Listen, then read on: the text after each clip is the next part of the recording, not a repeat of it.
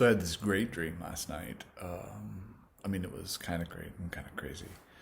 I was taking you and your sister to someplace. I don't actually know where we were trying to get to. I think that we were in a truck with Grandpa Bill, Papa Bill, and that he was driving us, and that for some reason he pulled over in this field and got out and said, "I'll just catch up with you later."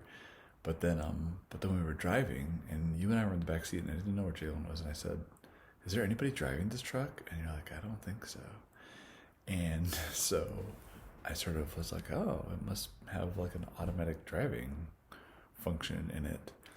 I was trying to act really calm, but I thought, that's crazy. But then I was like just laying down in the back seat and looking up out the window, and the stars were so beautiful, and there were these super high cliffs above us, that I sort of just like forgot about the fact that we were in this robot-driven car, and it was kind of freaky. But then it came to a stop at a four-way stop, so I jumped out as fast as I could, and I was like worried that as soon as I jumped out, it would start going, and then you'd be gone, and I'd have ruined everything. But as soon as I opened my door, all the doors came open, so I jumped up in the driver's seat, and they all closed. And I started driving, although I was not able to find like any of, the gear shift, the brakes, like everything felt wrong. But we kind of came to a stop, and now it was like morning, and we were in a neighborhood over by Pure Marquette Park in Muskegon, like on the way to the beach. And we stopped at this house that I knew was one of your mom's friends, and we were going to go knock on the door. We got to the door, and the woman next door was like, "Oh, they're not here yet. Just come on in. They won't mind at all." So we went inside, and you and your sister, I would say, were maybe like 12 or 13 at this point.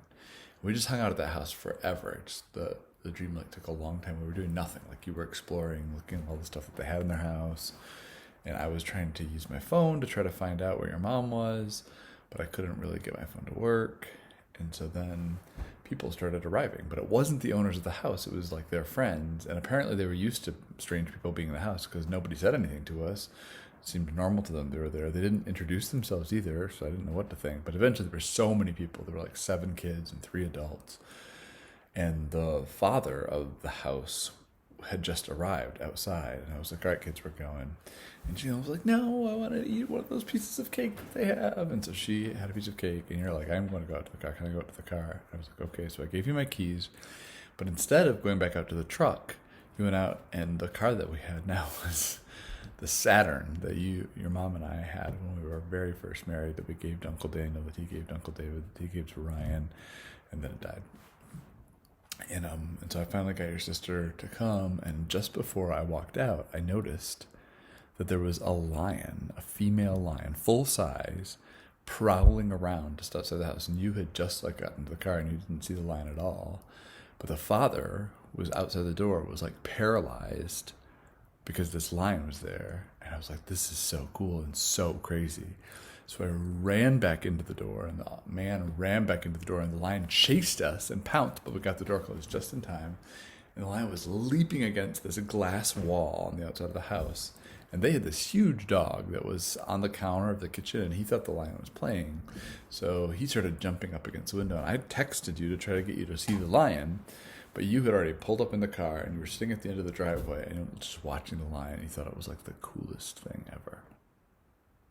The end.